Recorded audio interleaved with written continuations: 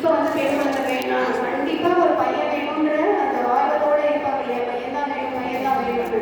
ரெண்டாவது குழந்தைக்கு அப்புறம் பையனுக்காக இன்னொரு குழந்தை வைக்க போகிறாங்க. அப்படி இருக்கிறவங்க எல்லாம் தான் இதுக்கு வந்து விக்டிம்ஸ் ஆவாங்க. அவங்கெல்லாம் தான் இது மாதிரி ட்ரை பண்ணுவாங்க, எங்கேயாவது கண்டுபிடிச்சி அபார்ஷன் பண்ணி தருவாங்களா அப்படின்னு கேட்கக்கூடிய ஆளுங்களா இருப்பாங்க. அப்போ அவங்களுக்குன்னு தகவல் சொல்றதுக்கு யாராவது இருப்பாங்க. இது வந்து எப்படி தெரியாது, எங்களுக்குலாம் தெரியாது, சொல்ல மாட்டாங்க.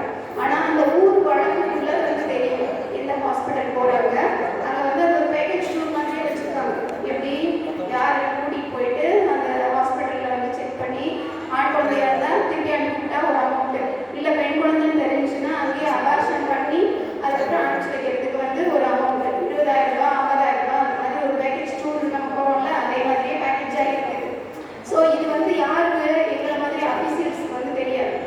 ஆனால் அங்கே லோக்கலில் இருக்கிற மக்களுக்கு வந்து தெரியும். இந்த மாதிரி அந்த ஏஜ் இருக்காங்க இல்லையா, அந்த ஃபெர்டைலாக இருக்கக்கூடிய அந்த பெண்கள் இருக்காங்க இல்லையா, அந்த குரூப்புக்கு வந்து அப்படியே ஒரு தகவல் தெரிஞ்சிடும்.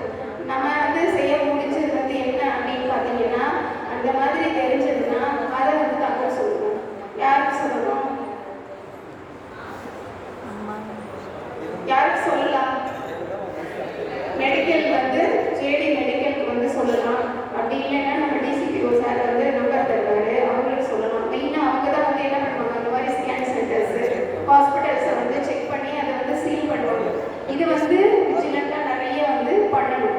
அதே மாதிரி இன்னொரு விஷயம் என்ன சொல்லணும், இப்போ முதல்ல தான் வந்து பார்த்தீங்கன்னா பெண் குழந்தைகளை வந்து வளர்க்க முடியாது அந்த மாதிரி இருந்தது. இப்போ என்ன பண்ணலாம், பெற்றோர் வந்து வேணான்னு நினச்சாங்கன்னா தயவு செஞ்சு கொண்டு வந்து கொடுத்துருக்கணும். எங்கள் மாவட்ட சமூக நல அலுவலகத்தில் தொட்டில் குழந்தைன்னு ஒரு திட்டம் இருக்குது. அதில் வந்து என்னென்னா அந்த குழந்தைய வந்து போட்டுட்டாங்க அப்படின்னா, தெரியாமல் போட்டாலும் சரி, தெரிஞ்சு கொடுக்குறதுக்கு பேர் சரண்டர்.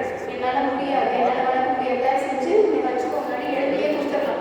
கொடுத்துட்டா ஒரு 2 மாதம் வெயிட் பண்ணி போய் பார்த்துட்டு மனசு மாற்றான்னு பார்த்துட்டு அடுத்து அந்த குழந்தைய வந்து கற்றுக் கொடுப்பாங்க.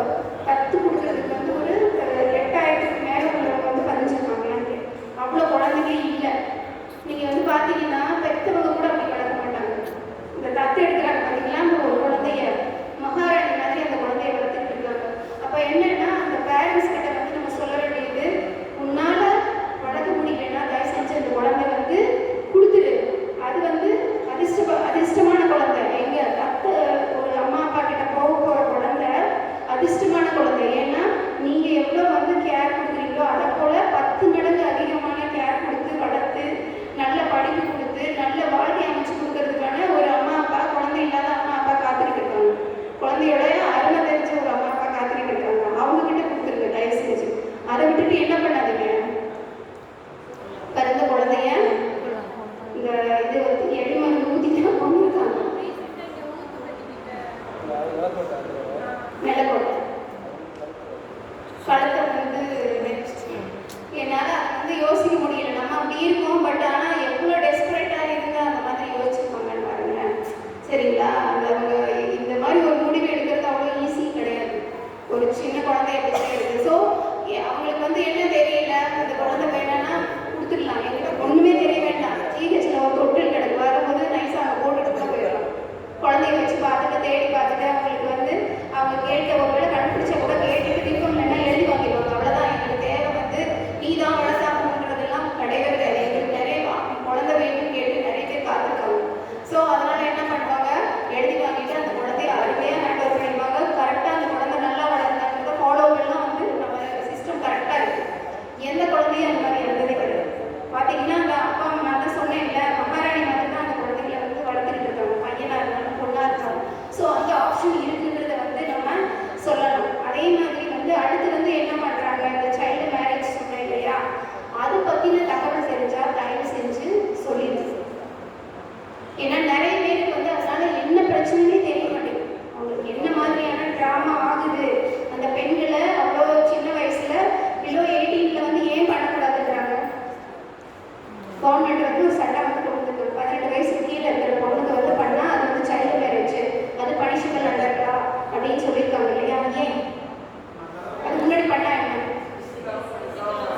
ஃபிசிக்கலாகவும் மென்டலாகவும் வந்து அவங்க தயாராக வந்து நல்ல எக்ஸாம்பிள்ஸ் வந்து என்கிட்ட வந்து நான் டிஎஸ்பியாக இருக்கும்போது ஒரு மேரேஜ் வந்து நாங்கள் ஸ்டார்ட் பண்ணுறோம். பெரிய அளவில் அரேஞ்ச் பண்ண மேரேஜ் பயங்கரமாக ஏற்பாடு பண்ணிட்டாங்க. 10 லட்ச ரூபா செலவு பண்ணியிருப்பாங்க. பந்தல் போட்டு ஊருக்கெல்லாம் பத்திரிக்கை